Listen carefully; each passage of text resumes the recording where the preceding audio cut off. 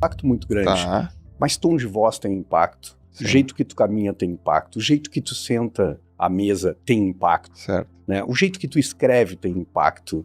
A forma de dizer, a mesma frase dita por ti e por mim pode ter impactos diferentes.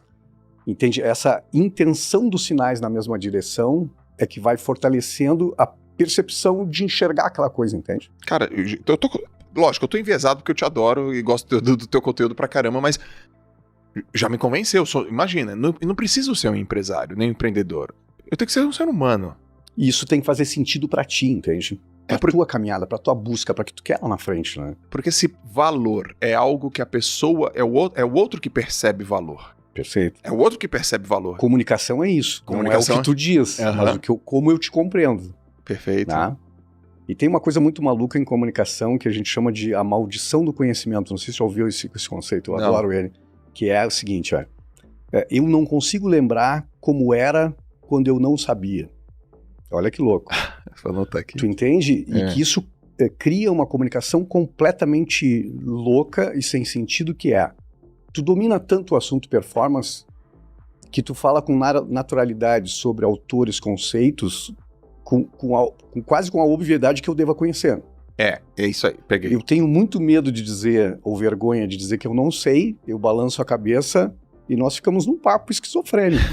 Tu fala, eu acho que acredita, então eu não te entendi, daí tu não conseguiu passar a tua mensagem. Entendi. Então, essa escala do conhecimento vai levando a uma loucura assim, e de repente tu tá tão imerso na bolha de falar aquilo, e aquilo é tão óbvio pra ti, Sim. que a gente comete muitas vezes em sala de aula, Sim. E as pessoas não estão compreendendo. Ainda mais numa sociedade hoje que a atenção é uma raridade, as pessoas mais falam do que escutam, a pessoa leu as primeiras 3 palavras e passou adiante.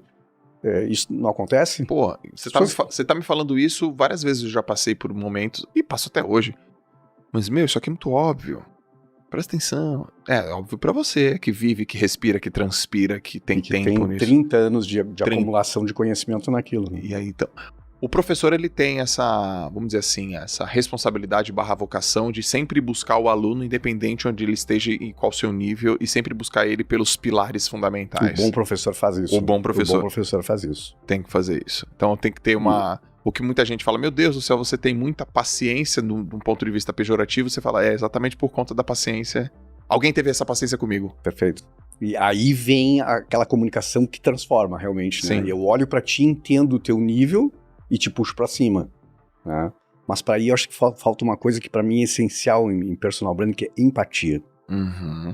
E que acho que esse olhar empático, né, de conseguir falar com o porteiro de um jeito, com o presidente da empresa de outro jeito, mas te colocando na pele do outro, né? Faz uma análise desse ponto de vista de empatia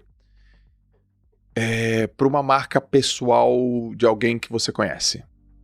Por exemplo, a empatia dessa pessoa, desse homem, dessa mulher, é tão nítida, é tão evidente, é tão fácil de captar, que isso melhora o branding dela, mesmo que ela não perceba. Quem te vem na mente assim quando você pensa nesse formato? Eu não poderia citar celebridades, que eu acho que estão sempre em momentos controlados, talvez assim, então, né? Mas eu conheço muitas pessoas, cara, que têm assim, uma capacidade muito grande de descer do seu pedestal e entender que está falando com outro ser humano num nível, talvez, de conhecimento 3 degraus abaixo, consegue se adaptar perfeitamente. Sim. Cito um empresário que é meu cliente, que é o Dr. Jorge Gerdau, sim, que consegue fazer isso de uma forma, assim, cara, brilhante, assim, tá? De conseguir conversar contigo sobre branding, que ele gosta e conversa comigo sobre isso, mas ele contava uma história muito legal pra mim, é o seguinte, ele disse assim, eu vou pra Brasília, no tempo da Dilma e tal, e ele disse assim, os outros ministros todos saem de carro com o motorista fechado, o motorista, obviamente, só concorda e diz sim, senhor. Sim. E ele disse assim, eu sempre vou de táxi, porque eu sempre chego lá e eu tenho alguma coisa pra contar pra presidente. Olha que maluco, né, cara? Porque ele entende assim, conversando com o motorista de táxi é aquele cara que conta sobre hoje, o que tá acontecendo, sobre a sensação e tal. Então, essa capacidade de um grande empresário, pegar um táxi, conversar com o motorista de táxi, trocar ideia, e tem sensação de povo ali, um cara que tá numa estatura empresarialmente, tu não precisava, né? Sim, sim. De helicóptero descer e tal e fazer. Então, acho que esse é um exercício de um cara que consegue compreender quando está falando com um grande líder empresarial e quando está falando com um sujeito comum, como eu e você. Sim. Então, acho que isso tem um certo empirismo de gestão de sinais muito legal, cara. Agora, professor, você faz da consultoria para empresas.